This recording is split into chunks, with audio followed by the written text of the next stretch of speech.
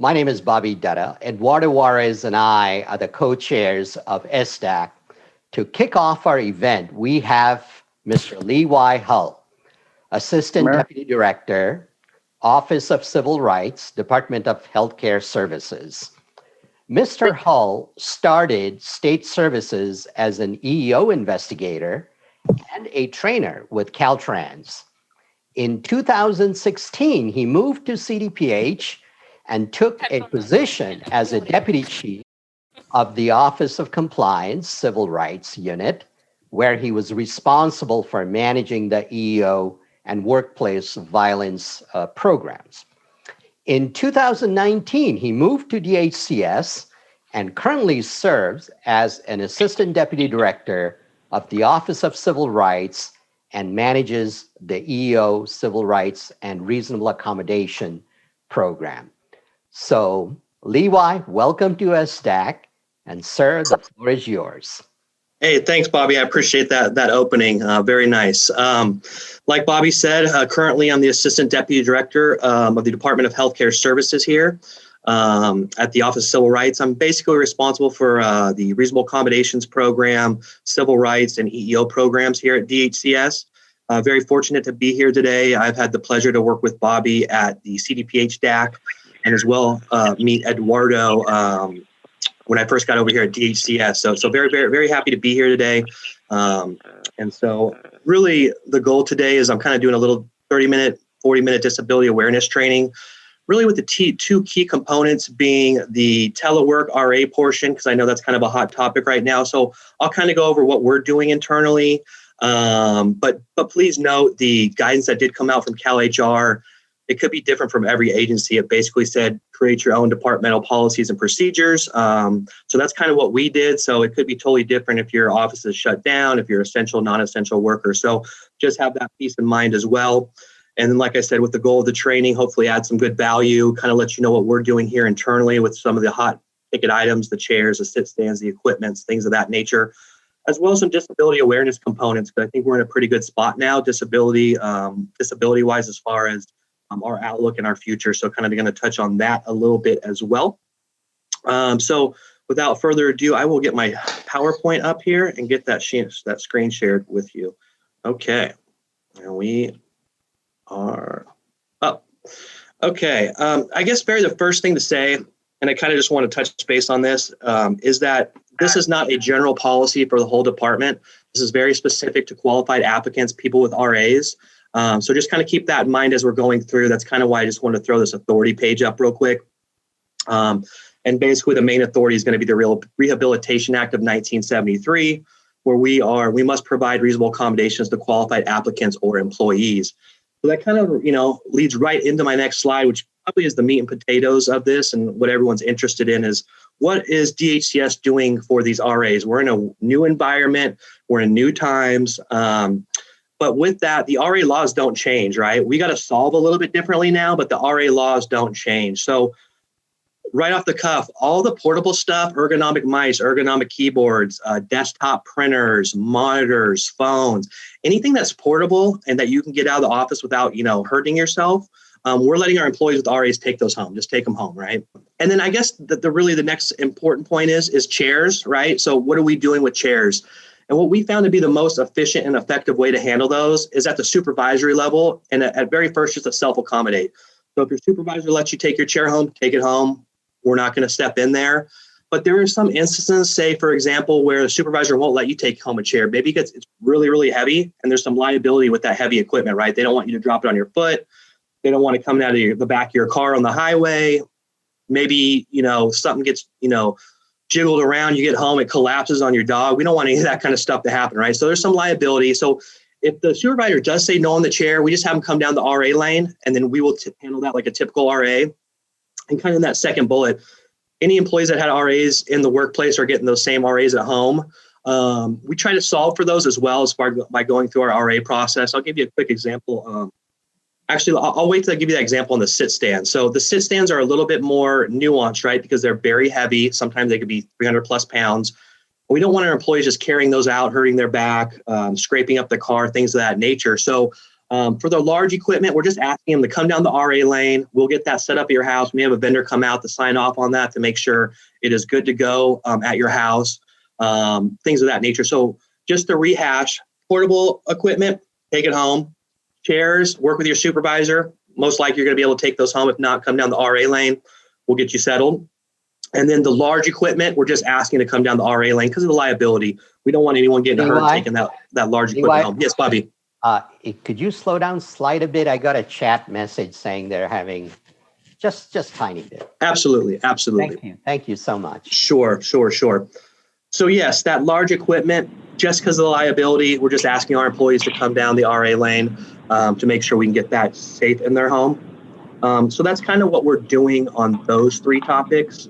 Does anyone have any questions? We actually have a couple. Levi, we usually serve our questions a little bit later, but we do have a couple of people saying they really want a copy of your Powers slide presentation. So if you don't mind giving that to us, we can forward it to the group. Absolutely. And I gave Bobby a copy, so Bobby will get that out to you. So those are how we're handling these nuanced situations in this telework environment. But kind of what I went back to saying, our RA laws, our processes, they really haven't changed. We go through the same check boxes that we did prior to the COVID telework policy, right? So when we get an RA, I think the big key component is the interactive process, right? And there's really three things you have to nail down for this to go right. And that is, what are the essential functions? First, the non-essential functions. The non-essential functions, you can change, you could add or delete percentages. You got a lot of flexibility with those non-essentials, right? But those essential functions is what you're really going to build the accommodation around. So you got to really identify what you're solving for. And that first process is, what are the essential functions? And then I think the key point, at least what I've seen in my experience, is you got to identify the barriers, right, by consulting with the employee. But you need to know the exact limitations. Without knowing the limitations, it's very hard to solve for. So my staff, my RA coordinator, that's something that we take a lot of pride in, is really trying to find what the specific limitations are so we can come to an appropriate accommodation and solve for that. And really, it comes down to what accommodations are the most effective, right? I'll give you a quick example. We had an employee, similar sit stand, about a 400-pound sit stand, right? A lot of liability to take that home. It would take a month or two to get our contractors out there to set it up, right? So what we were able to do was, he was working at home on a PC, so we swapped him out for a laptop. And with that laptop, we have docking stations and smaller Berry desks. So he was able to get his sit stand very quickly. Very happy because he's also got all the new chips, the new cameras, and not only that, but it's portable, so he can do a sit stand in his kitchen or on his desk, wherever it's most comfortable for him to do that at. So, we want to make sure we explore the types of accommodations that are most effective for the employee. And so I think these are the three most important bullet points when it really comes down to dialing in the interactive process.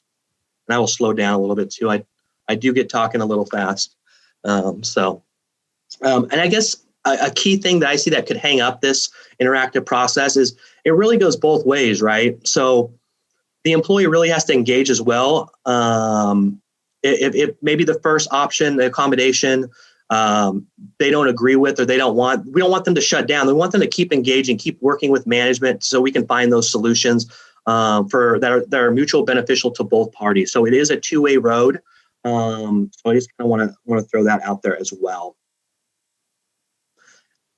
Now, this one kind of goes to our basic, this is more of a refresher here. When do we provide accommodations, right? Job applicants, employees, and I guess the reason I say that is sometimes people will get confused with public accommodations. So, for example, DHCS does a lot of public events, and we need interpreters, assisted devices at those events because members of the public attend those events, right? That's not a reasonable accommodation. Those are only for employees and applicants. This would be a public accommodation, more covered under the ADA. So I just want to kind of clarify that difference there. Employees and applicants. And then also, when an employee has a disability need or accommodation, they need equal access to the same privileges of employment. And just an example to kind of keep that in mind, if you have an external Christmas party or external event, and someone on your team has a disability, maybe don't pick the spot that has the stairs with no ramp to get up, right? Make sure they have equal access, not only in the work environment, but for some of those external events too. So these are the three primary situations where we provide RAs: employees, applicants, and when an employee needs equal access or benefit to an event or privilege of an employment. So we kind of have a checklist, what we do when we go through RAs to make sure, like I said, we're on point, we're solving for what needs to be solved for. And that, again, and I can't hit home on this enough in the RA process, and hopefully if you take something away from today, it is this, and that is, what are the employee's limitations? If the employee can, the better the employee can communicate to you, the more we can solve for the accommodation. And how do those limitations affect the employee's job performance, right? And what specific tasks are problematic as a result of these limitations? So as we're doing RAs at DHCS internally, we'll kind of go through these questions and make sure we're solving appropriately. Again, some of the stuff we go through internally, what accommodations are available to reduce or eliminate the problems, and all the resources being used to determine possible accommodations, right? You can get creative on these. There is no set, there are some common RAs, and we'll go through those, but you can get creative on RAs if you need to. So don't let that limit your imagination. And then I guess this is a really important part. Has the employee been consulted?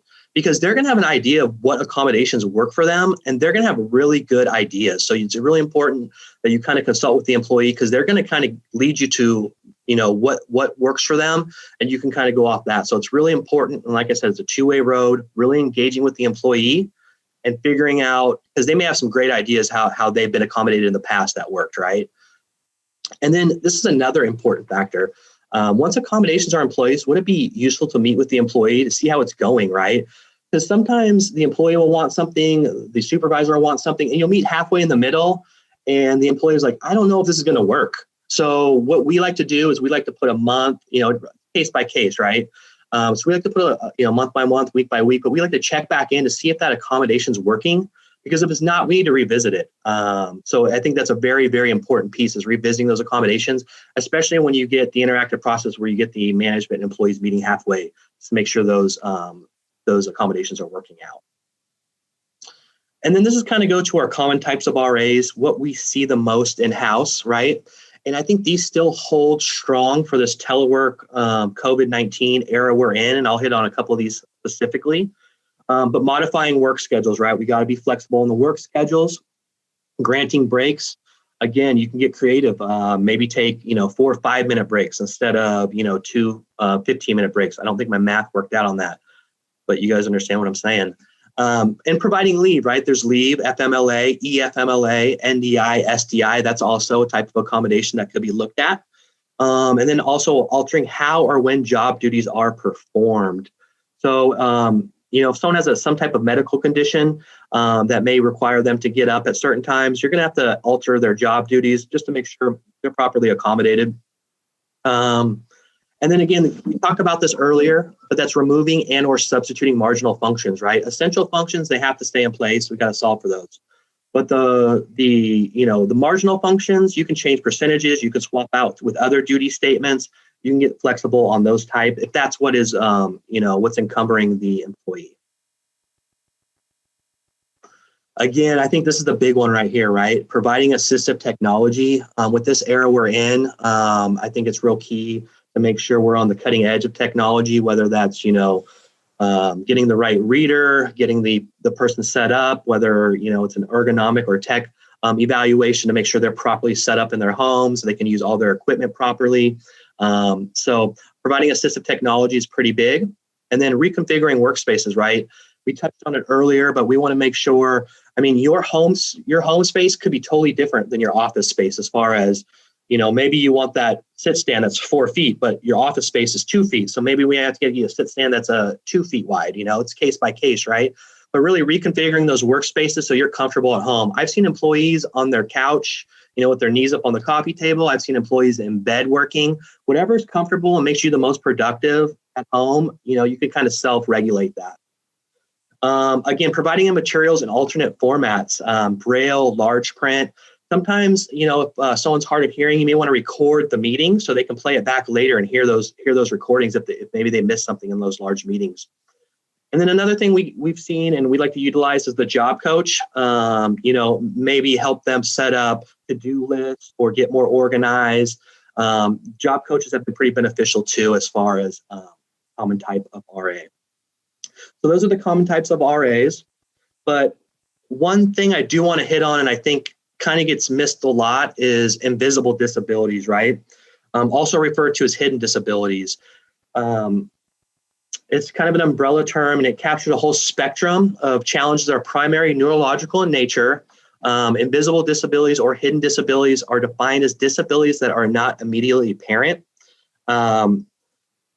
And so it's estimated that around 10% of the people in the US have a medical condition that could be considered a type of invisible disability, right? It could be ADHD, it could be an anxiety disorder, it could be allergies, it could be autism, bipolar, depression. There's a large list of them, right? So I think, just kind of know that they're not all physical disabilities. There are invisible disabilities. And with that, it kind of moves into my next slide, which is, my point on this slide is no matter who you are and what walk of life, at some point, you are going to either have a disability or be working with somebody that has a disability. So nearly 1 in 5 people have a disability. It's around 20%. About half of those are severe disabilities, around 10%, right? But when you poll workers just in general, 64% of them think they have a 2% less of chance of being disabled during their working career. So they are very off. So just something to know that at some point, whether you're a supervisor or whether you're very healthy, whether you don't get a disability directly or indirectly, I think people really underestimate their chance. It's a group that anyone can become a member of at any time. And almost any of us will encounter directly or indirectly at some point in our lives. Another interesting thing, if you're interested in it, there's a Council on Disability Awareness, and it actually on their website has a disability risk calculator that you can put a whole bunch of your information in, and it gives you a little calculation. So just something if someone's interested in that. So with that, it kind of kicks into my next little portion here, which is disability awareness, right? What is disability awareness? And it's really the process of educating people about disabilities in order to promote an inclusive work environment. And it can help coworkers overcome any preconceived ideas they may have about persons with disabilities. And I have a video coming up that's going to show you how someone with a severe disability can be very productive and be very enlightening and motivational too within state service. They contribute to the economy. They contribute to technology innovations. So it's something that should be embraced. Engaging, developing, and supporting candidates is critical to optimizing the productivity of every worker. I think not only does it increase job satisfaction and business performance, but it increases morale as well. And every candidate and employee is different from how they consume information and how they like to collaborate and communicate with others. And this is particularly true with people with disabilities. So my next slide here, and this is kind of common, you'll see kind of this on the general EEOC ADA websites, but I like to briefly go through it so people kind of know when you're communicating with disabilities, what are the general norms, right? So speak directly to the person. If you have a sign language interpreter or someone interpreting in some fashion, just speak directly to that person. You don't want to be rude and be looking at the person that's interpreting. You can offer to shake hands with someone that has limited hand use or a disability, or maybe if they're an amputee, feel free to shake their left hand. That's an acceptable greeting. 3 and 4, I think, are pretty big in this telework era because we're doing a lot of this stuff virtually. So if you're in a one-on-one with somebody, always identify yourself and others that may be with you when meeting with someone, especially with a visual disability, right? So they know who's in the room or they know who's in the virtual room. And this one kind of leads to number 4 as well. When conversing in a group, just remember to identify yourself so they know who's speaking, right? And then another key one, if you want to help someone with a disability, that's fine. Just ask first. It's always important to ask and then wait for the instructions because it could be very specific how they want to be handled, whether they're in a wheelchair or some other type of disability, right? So you can always offer assistance. That's not a problem. Just kind of wait and get the response and the instructions. Again, this kind of goes back to treating someone with a disability how you would treat everyone else, right? Address people by their first name and extend that same familiarity to everyone you talk to. Don't treat them differently just because they have a disability, right? Do not lean against or place your hand on someone's wheelchair. People with disabilities treat their chair as extensions of their bodies. I've actually have an interesting story about this. When I was in elementary school, we were all friends with someone in a wheelchair, and he would let the kids push him around at recess. And I always thought, man, that could go pretty bad, right? And one day it did. He took a fall. He got scraped up a little bit. But I mean, if I was him, and I can only imagine because I can't really put myself in his position, but I would never want anyone touching my chair ever again from that point on. So just note that people in chairs, that's part of their body. So kind of treat it as such, right? Never shout at a person. Just speak to them in a normal tone. They may not have a hearing impairment, so speaking to them to a normal tone until you find out otherwise is fine. Place yourself at eye level when speaking with someone in a wheelchair or other assistive walking, standing devices. Try to put yourself at their level. And then again, kind of goes back to the wheelchair as part of their body. Never patronize someone in wheelchairs by patting them on the head or shoulders. And this kind of goes into my last portion of the training here. And that is, while we may not always think we're going in the right direction as far as diversity and inclusion goes, I think we are headed in the right direction. And this little anecdotal PowerPoint page kind of shows that. What this is Haley Dawson. She wanted to throw the first pitch out at all the MLB games, and she has a disability where she has a bionic hand. She doesn't have a hand, but they created a nice little 3D printed hand for her. And so she kind of just threw that out there on social media. And what happened is the Nats mascot picked up on it, and it actually invited her out to throw the first pitch, flew her out, put her up in her hotel, her and her family, and threw the first pitch.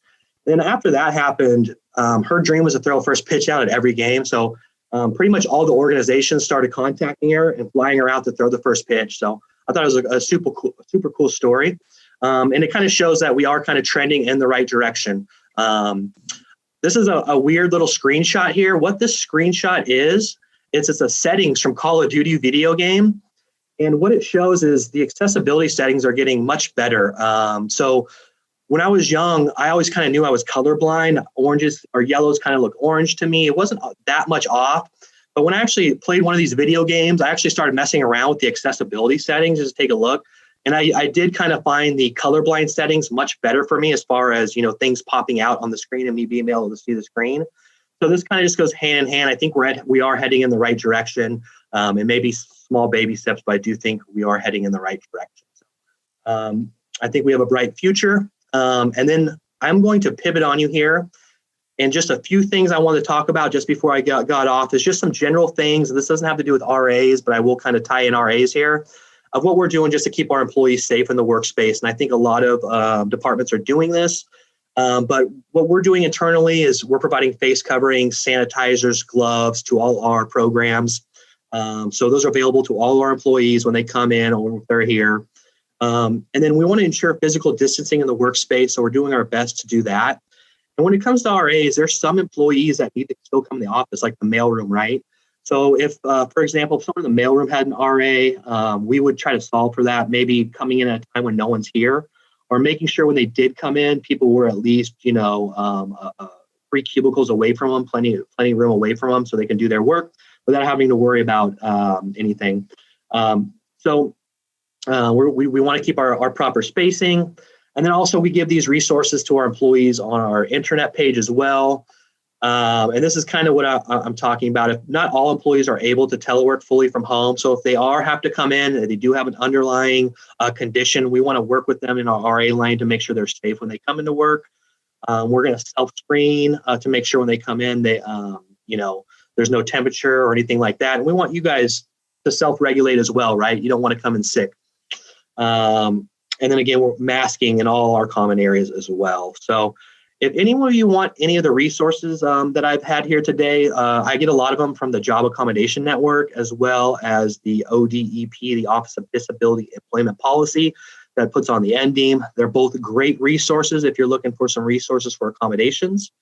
And with that concludes my presentation, and I will open it up for questions.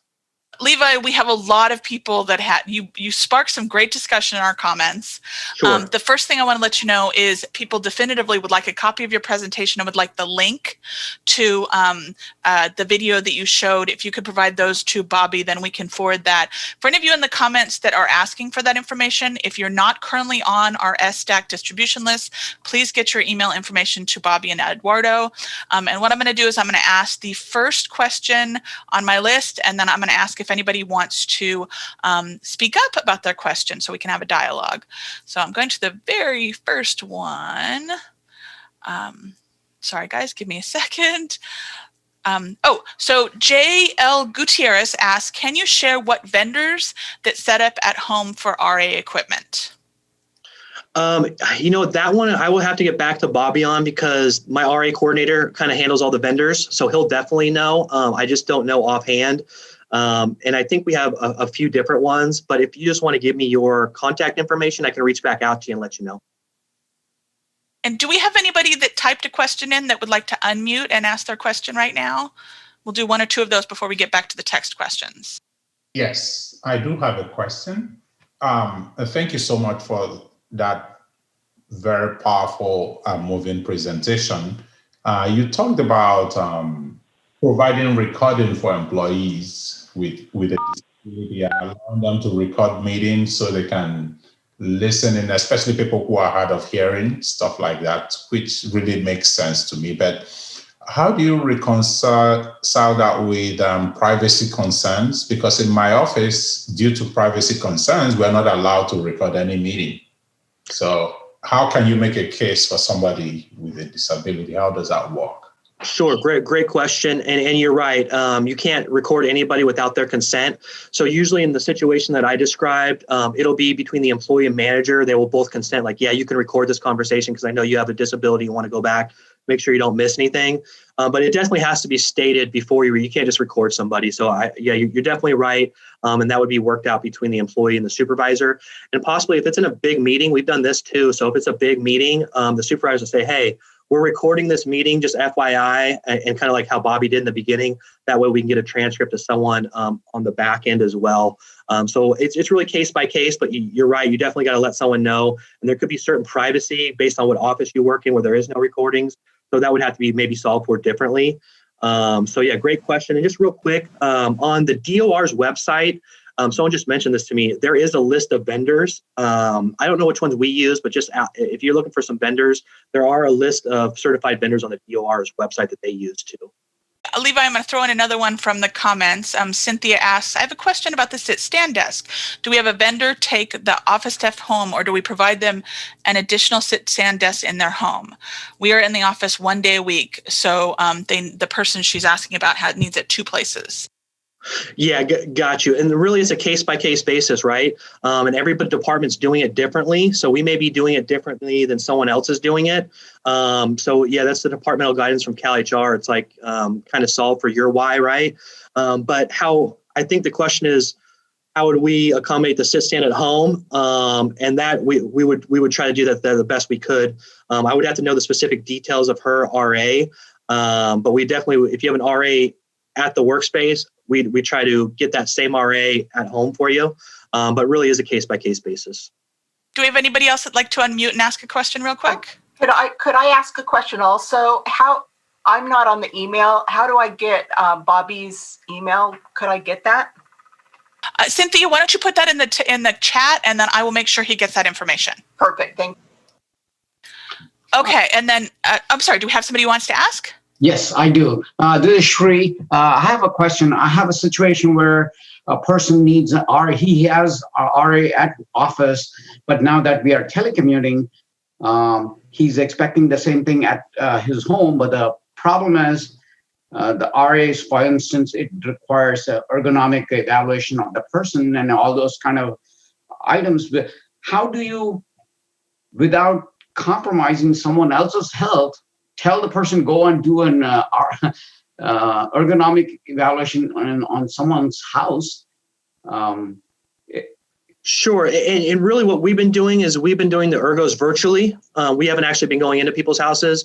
There's certain technology they use so they can take measurements virtually too.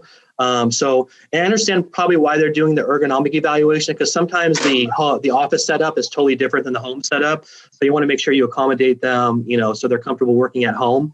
But yeah, we've been doing those ergonomic evaluations virtually through our health and safety, and they've been able to get those done pretty quickly is when we need them. Oh, But again, each agency is different, so it could be different particulars in your case. thank you so much. No problem.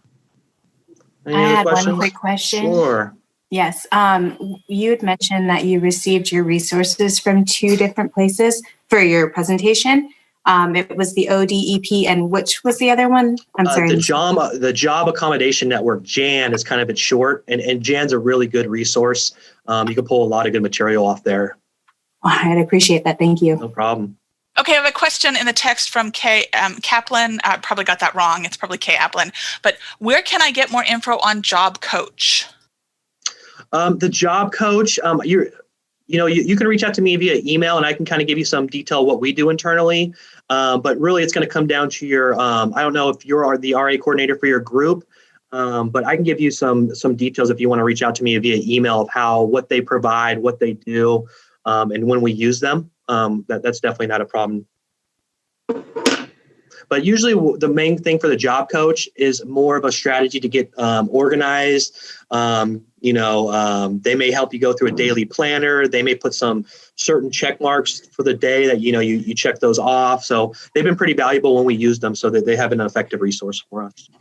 So Dave Mayer also had a similar question. Dave, did he answer enough of that question for you? Well, I guess the question is, who are the job coaches? Are they members of the Office of Civil Rights over at Health? I used to work for Healthcare Services, but just kind of trying to get an idea, because I had some difficulty with your office when I was there. But do you have internal people who are job coaches, or are they vendors? Are they? Great question. Yeah, they're vendors. We work with vendors. I think we have a couple different vendors that do the job coaching. So we work with those, but it is an external vendor, not anyone internal. Levi, I'm going Yes. to interrupt this for a second. We have our next guest present here, Director Will Lightbourne. And any questions that you have presented to Levi, I'm going to send it off to him. And if you would be so kind enough, sir, to respond to that so I can distribute that to our viewers, Absolutely. audience.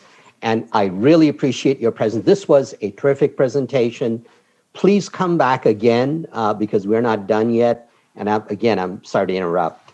And again, thanks for joining us. All right, thanks, Bobby. I appreciate it. You're welcome.